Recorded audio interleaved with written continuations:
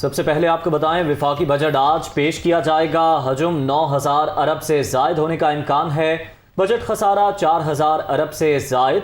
تنخواہوں اور پینشن میں 10% اضافہ متوقع۔ قرض اور سود کی ادائیگیوں پر 3,523 ارب روپے کا تخمینہ۔ حکومت کا 7,255 ارب ٹیکس جمع کرنے کا ہدف۔ دفاعی بجٹ کے لیے 1,586 ارب روپے مختص کرنے کی تجویز ہے۔ وفاقی بجٹ آج پیش کیا جائے گا۔ حجم 9,000 ارب سے زائد ہونے کا امکان ظاہر کیا جا رہا ہے۔ بجٹ خسارہ 4,000 ارب سے زائد، جبکہ تنخواہوں اور پینشن میں 10% اضافہ متوقع ہے۔ قرض اور سود کی ادائیگیوں پر 3,523 ارب روپے کا تخمینہ ہے، جبکہ حکومت نے 7,255 ارب ٹیکس جمع کرنے کا ہدف بھی رکھا ہے۔ دفاعی بجٹ کی بات کریں تو اس کے لیے 1,586 ارب روپے مختص کرنے کی تجویز دی گئی ہے۔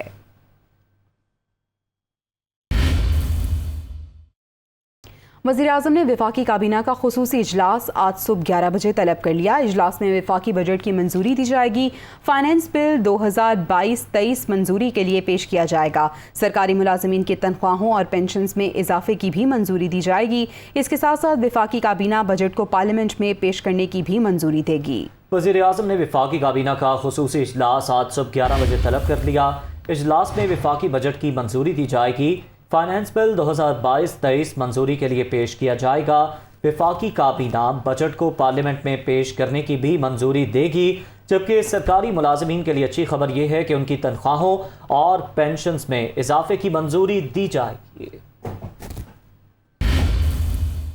وزیر خزانہ مفتاح اسماعیل نے کہا ہے کہ 4 سال ملک پر نااہل حکمران مسلط رہے۔ عمران خان نے معیشت کے لیے بارودی سرنگیں بچھائیں۔ پاکستان ڈیفالٹ کی طرف جا رہا تھا، ہم نے استحکام کے راستے پر گامزن کر دیا۔ معاشی بدحالی کے سبب مشکل فیصلے لینا پڑے۔ پیٹرولیم مصنوعات کی قیمتیں انٹرنیشنل مارکیٹ میں اضافے کے باعث بڑھائیں۔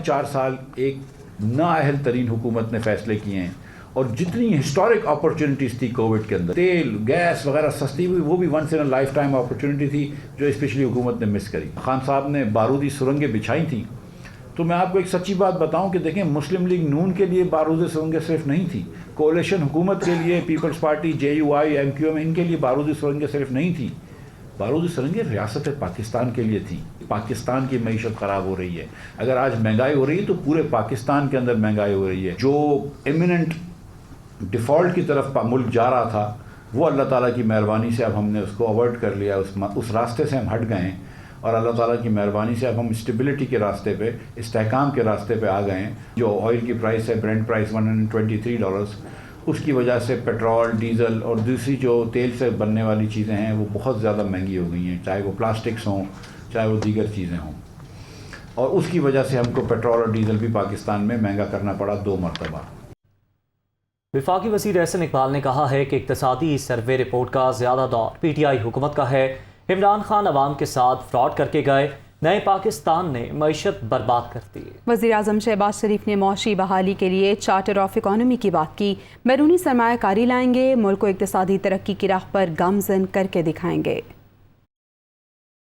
2018 میں نیا پاکستان کا ایگزٹ لے لیا گیا، اور جب وہ نیا پاکستان کا ایگزٹ موٹر وے سے لیا تو اس نے 4 سال پاکستان کو برباد کر دیا، پاکستان کی معیشت کی بنیادیں کمزور کر دیں۔ تو ہم نے پاکستان کے مستقبل کے لیے چند سخت ترین فیصلے جو ناگزیر ہو گئے تھے، اس مس گورننس کی وجہ سے جو خان صاحب کی حکومت کر کے گئی، وہ کیے۔ یہ تو لوگوں کے ساتھ وہ فراڈ کر کے گئے ہیں، وہ لوگوں کے ساتھ دھوکہ کر کے گئے ہیں، اور اسی لیے پرائم منسٹر شہباز شریف صاحب نے نیشنل چارٹر آف اکانومی کی بات کی۔ آج ہم ایک ایسے مقام پہ کھڑے ہیں کہ جب ہم سب کو مل کر پاکستان کو دوبارہ ایک سمت دینی ہے، اور اس مقصد کے لیے ایک نیشنل چارٹر آف اکانومی پہ فوکس ہونا ہے۔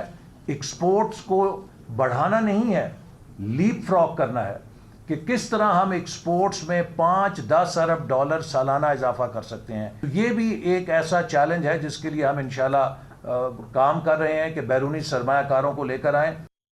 وزیر اطلاعات مریم اورنگزیب نے کہا ہے کہ استعفوں کی تصدیق کے لیے نہ آنے والی خواتین نے پارلیمنٹ پر دھاوا بولا۔ مہنگائی گزشتہ حکومت کی نااہلی کا نتیجہ ہے۔ مزید کہا کہ ڈنڈے اور ڈوئیاں لے کر بنی گالا جائیں، اکتوبر 2023 تک عمران خان الیکشن کا انتظار کریں۔ جو ڈنڈے، جو ڈویاں، جو ہانڈیاں لے کر یہاں تماشا کرنے آئے تھے وہ بنی گالا لے کر جائیں، کیونکہ آج ملک کی عوام جس مہنگائی کے بوجھ تلے دبی ہوئی ہے وہ عمران خان کی دی ہوئی ہے. جو آج کھانے پینے کی اشیاء کی جو انفلیشن ریٹ ہے، جو مہنگائی کی سطح 16% پہ ہے، وہ عمران خان کی دی ہوئی ہے. جو پیٹرول کی قیمت بڑھانی پڑ رہی ہے یہ عمران خان کی دی ہوئی ہے. تو یہ ڈویاں اور ہانڈیاں بنی گالا لے کر جائیں جو پچھلے 4 سال منی گالا بنا ہوا تھا. پارلیمان میں آ کر پارلیمان کے اوپر حملہ مت کریں. جو ممبران تھے ان کو بالکل روکا نہیں گیا، وہ خود گیٹ پر چڑھی، انہوں نے تماشا کیا، پولیس ان کو روکتی رہی اور ساتھ اور لوگوں کو لا کر دھاوا بولنے کی کوشش کی گئی. وزیر اعظم شہباز شریف نے کہا ہے کہ ناموس رسالت صلی اللہ علیہ وآلہ وسلم کے لیے ہر چیز قربان، پیر کے روز معاملے پر بحث کرائی جائے. ایوان سے مشترکہ قرارداد منظور ہونی چاہیے، وہ پارلیمنٹ سے خطاب کر رہے تھے. پرائم منسٹر صرف اور صرف عوام کو ریلیف دینے کے لیے کام کر رہے ہیں. 2018 میں عمران خان کو نواز شریف نے 0 لوڈ شیڈنگ والا پاکستان دیا اور عمران خان نے 2022 میں 5 سے 10 گھنٹے والا لوڈ شیڈنگ والا پاکستان شہباز شریف کے سپرد کیے. ہم یہ نہیں رو رہے کہ عمران کر گیا 4 سال تک، یہ نہیں ہم نے ساتھ ہی لوگوں کو بتانے کے ساتھ ساتھ کہ کیا مسئلہ ہے ہم نے اس پہ کام شروع کیا ہے. شیخ رشید صاحب کی کل کی بہت آئی اوپنر ایک سٹیٹمنٹ ہے جس کے اندر انہوں نے یہ فرمایا کہ عمران خان پتہ نہیں کیوں جاتے جاتے لینڈ مائنز یعنی کہ بارودی سرنگیں بچھا گئے آنے والی گورنمنٹ کے لیے. انہوں نے یہ بھی فرمایا کہ 4 ماہ پہلے مجھے پتہ چل گیا تھا کہ حکومت تو جانے والی ہے. کیوں پھر یہ خط اور غیر ملکی سازش کا ڈرامہ بنایا گیا؟